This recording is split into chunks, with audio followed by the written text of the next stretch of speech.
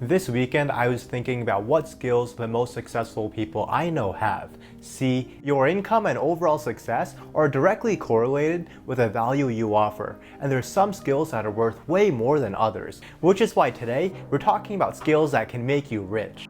Hey everybody, my name is Hisham Khan and welcome to Income Over Outcome. Now today's video is super important because no matter what your goals in life are, whether it's to get a good job or own your own business, it's essential that you master at least one of the skills that I'm about to talk about. And I have skills for everybody, whether you're creative or technically minded. Either way, every single successful person I know used a combination of these skills to get to where they are. And if you can learn to do the same, the odds of you achieving whatever goals you have skyrocket. Now let me show you how to get there. But first, the skill in the #1 spot has already created a ridiculous amount of millionaires, and I have no doubt it's going to create the most millionaires of our generation. So be sure to watch this entire video and comment your guess for what you think the #1 skill is going to be. Now let's get right into it. In 9th place, we have marketing. Now I've talked a little bit about this in the past, but marketing is super essential to every single business or brand out there because it's how you build a strong audience and long-term growth. A company is only as successful as its marketing. I mean, think about why so many people swear by the iPhone when it's not better technology-wise than way cheaper phones on the market. Or for all of you YouTube fans, think about how Logan Paul and Floyd Mayweather sold millions of people on buying a fight that was completely mismatched and had no real winner. It's because of marketing. Logan Paul himself is a marketing machine, which is why he's so successful. And that's exactly why you can make a ton of money if you master the art of marketing. And that involves a mix of creativity and technicality, because you have to think outside of the box to build viral ad campaigns, but you also have to learn technical things like SEO, advertising algorithms, and things like that. There's one caveat though, and you know it if you watch my video on the best business degrees. Even though marketing is a great field to go into, it's not necessarily the best thing to get your degree in, and that's for a few reasons. First, most marketing programs are pretty general, so most of what you do is actually going to be learned on the job, which means you don't gain much value in the 4 years of your degree. Second, you can get a marketing job with virtually any degree. Companies just look to see that you have some general skills and are actually interested in marketing. In fact, most of the people I know who work in marketing don't actually have a marketing degree. But that's not to say you totally shouldn't get one. If you're super passionate about marketing and that's all you want to do, who am I to tell you not to get a degree in it? Just know that there's a ton of work you're gonna have to do to set yourself up for a job. Now, if you really want to go into marketing, what you should do is get a marketing internship while you're in college. One of the first internships I ever had was at a marketing firm, and it completely changed my perspective. Even though I don't have a marketing job right now, I use what I learned in an internship all the time. There's also a ton of online tools that you can use to learn marketing, like the Google Online Marketing Challenge, which is a totally free course that gives you a Google Ad certification, and that's actually super valuable if you add it to your resume. Earlier on, I also mentioned SEO, which stands for Search Engine Optimization, and that's a type of skill within marketing. It's basically how companies rank when you search a word on Google. If you become an SEO expert, companies will pay you an insane amount of money to help them rank higher, because that means you'll get more clicks on their website, which means they're going to have more customers. So, with your own marketing business, you can charge anywhere from $50 to $250 an hour, even higher if you have a great track record. Or you can go along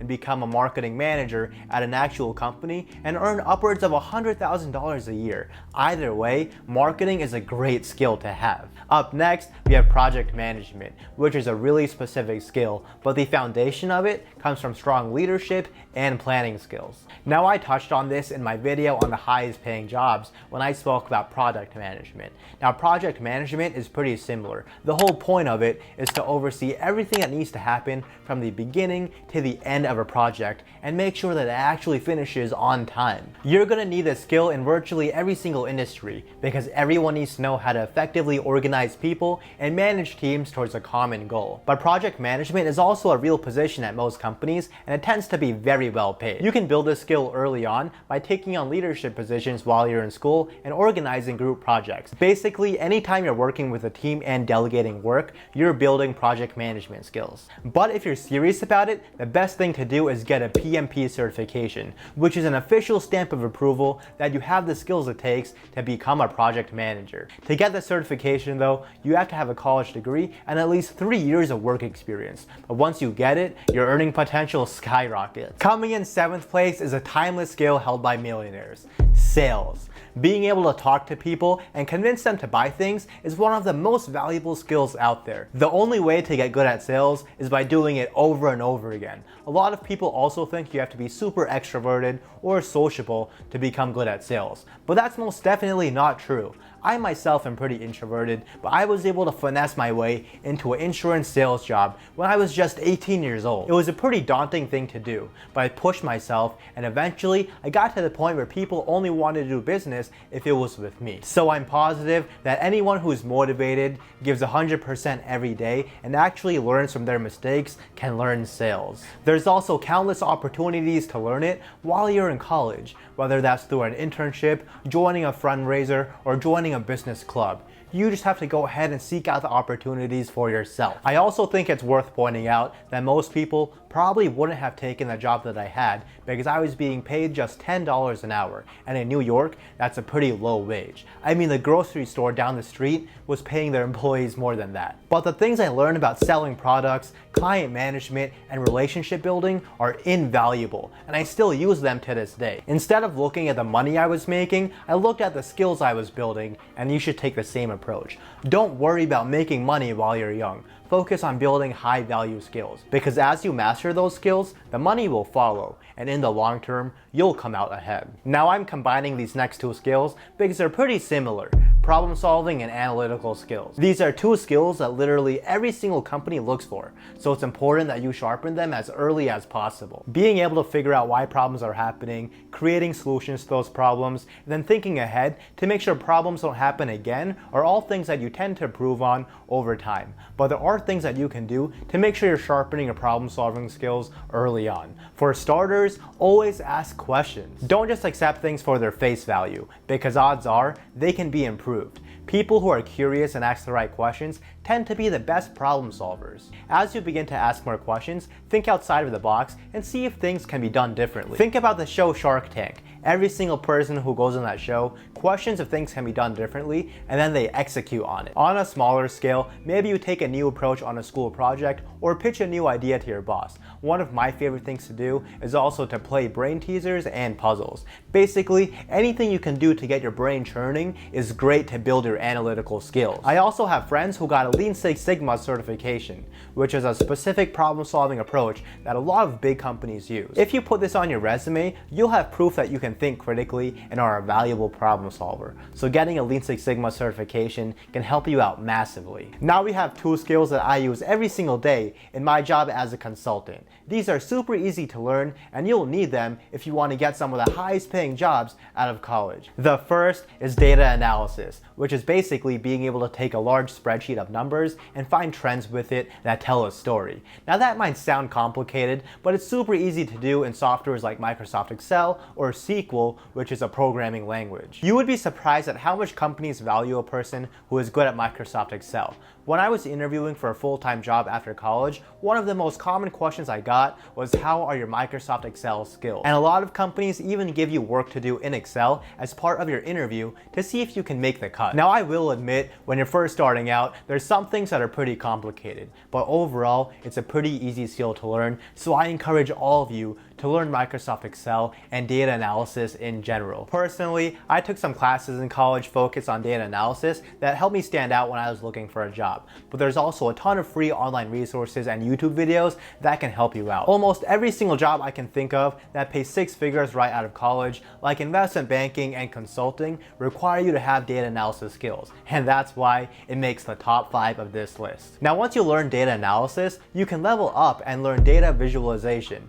Being able to break down data and understand it is great and all, but what's really important is being able to present it to other people. A big part of the entry-level jobs I just mentioned is being able to take the data that you analyze and put it into charts and graphs so that they can be presented to executives. CEOs absolutely love a good graph. And all it takes is learning to use different types of data visualization tools. Microsoft Excel and PowerPoint are the basic ones, but if you really want to up your game, you should learn tools like Tableau and Power BI, because those are really common in the industry. You can literally learn how to use them and make decent looking graphs in like a week. For the amount of effort it takes, data visualization is by far one of the most underrated skills. Not only do you need it for these corporate jobs, but you can also run an entire business around it. One of my friends runs a side hustle off of Fiverr where she charges $100 an hour just to make PowerPoints and graphs. So this may seem like a super simple skill, but trust me, it's really valuable. Coming in third place is communication,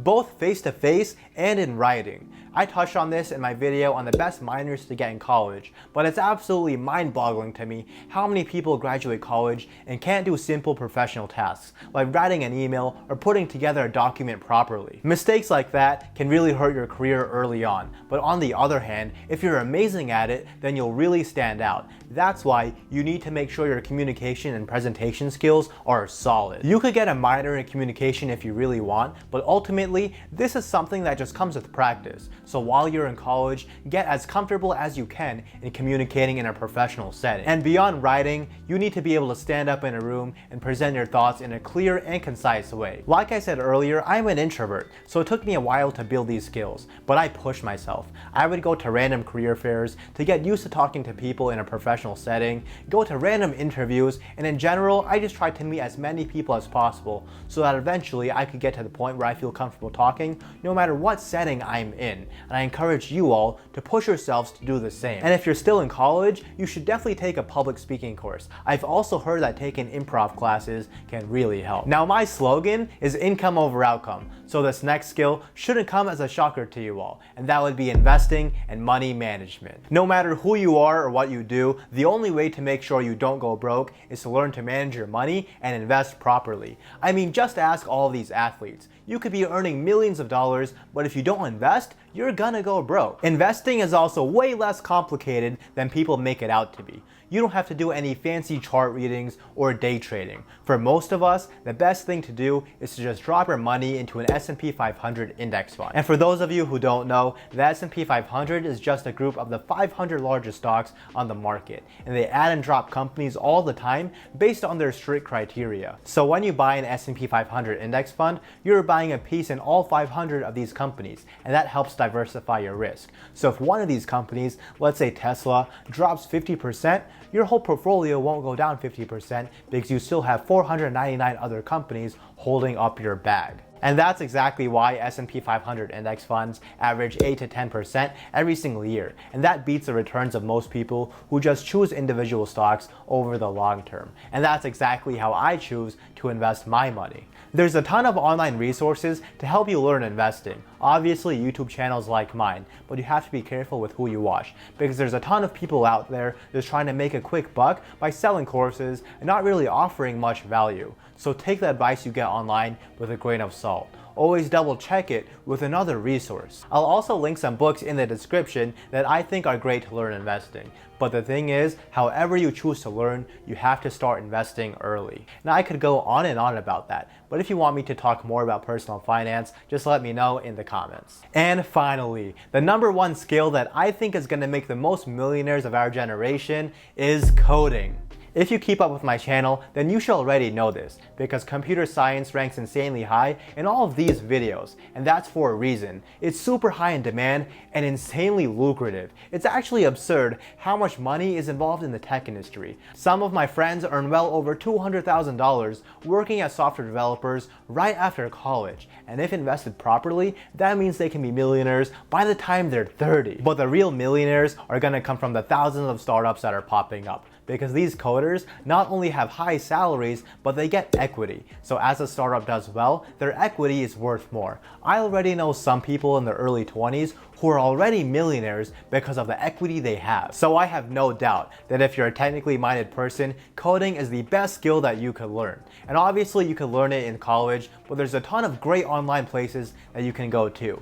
One of the more reputable ones is Microsoft Virtual Academy. It's a free course that teaches you the basics of software development. Now I know this isn't for everybody. I'm most definitely not built for coding, but if you can master coding in the 21st century, the world will become your oyster. That's all I have for you today. If you learned something new in this video, be sure to hit that like button and drop a comment letting me know what it was. Make sure you hit that subscribe button if you aren't already, and I'll see you next time. But until then, peace.